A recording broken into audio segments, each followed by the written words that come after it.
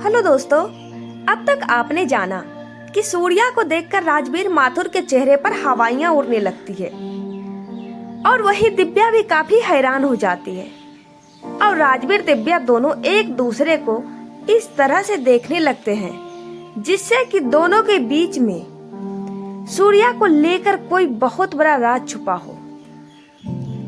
राजवीर और दिव्या दोनों इसी ख्याल में खोए हुए थे और सूर्या की तरफ देख रहे थे। तभी सूर्या आता है। अब कहानी में आगे।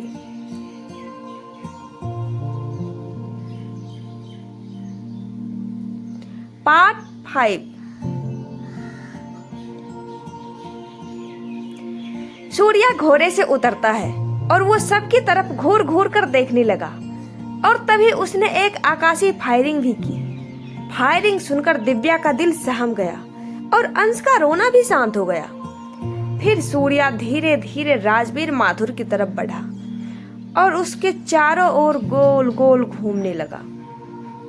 वह राजवीर से कुछ कहने ही वाला था कि तभी दिव्या कहती है, सूर्या, तो ये सब तुम्हारा क्या धरा है?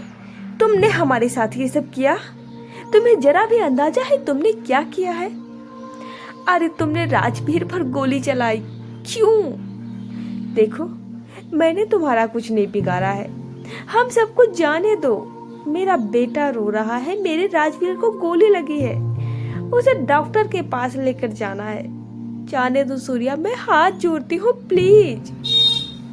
तब सूर्या ने दिव्या की तरफ तिरछी नजर करके देखा और फिर वो तिरछी नजरों से राजवीर माथुर की आंखों में भी झांक कर देखते हैं और फिर बिना कुछ बोले ही वो धीरे धीरे दिव्या की तरफ बढ़ने लगा।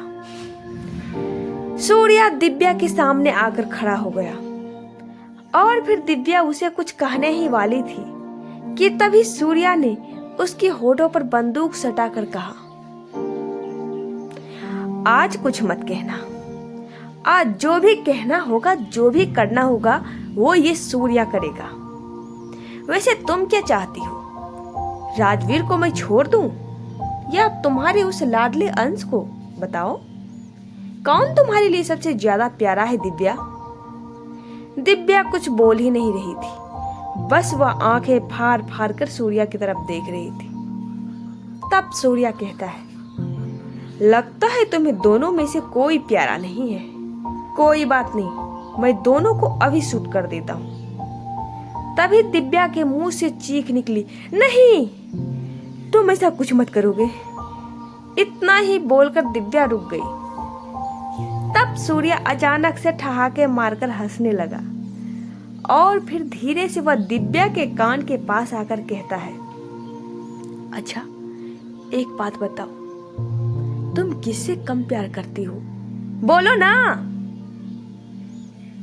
तब रिया कांपते हुए कहती है, देखो सूर्या, तुम कुछ नहीं करोगे, हमें यहाँ से जाने दो। अगर तुमने राजवीर या अंश को नुकसान पहुंचाया तो फिर मैं तुम्हें नहीं छोड़ूंगी। दिव्या यह बोल ही रही थी कि तभी सूर्या अचानक पीछे मुड़कर राजवीर माथुर के ऊपर गोलियां चला देते हैं। यह सब इतनी अचानक हुआ कि दिव्या के मुंह से चीख भी ना निकल सकी।